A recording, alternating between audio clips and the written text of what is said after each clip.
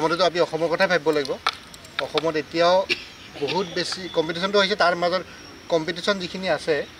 আপোনাৰ আমি মোটামুটি ডিষ্ট্ৰিক্ট কেইখনৰ ভিতৰতে আছোঁ ন মেইন ডিষ্ট্ৰিক্ট কেইখনৰ ভিতৰতে আছোঁ তো আজিৰ পৰা আৰম্ভ হ'ব 20 দিনীয়া ট্ৰেইনিং আৰম্ভ হ'ব কোচিং আৰম্ভ হ'ব এই 20 দিনীয়া কোচিংটো আৰম্ভ কৰি ভালকৈ টিম এটা যদি বনোৱা যায় তেনেহ'লে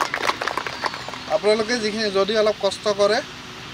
ভৱিষ্যতে আপোনালোকৰ একোজন স্থানীয় হ'ব পাৰিব অকল কষ্ট কৰিব লাগিব এতিয়া ৰ'দ বৰষুণ থাকিব তাৰ মাজতে নিজৰ কোচে যি ক'ব সেই ইনষ্ট্ৰাকশ্যনছখিনি ফ'ল' কৰিব লাগিব আটাইখিনিলৈ শুভেচ্ছা থাকিল আৰু ভৱিষ্যতেও আমি গোৱালপাৰা জিলা ক্ৰীড়া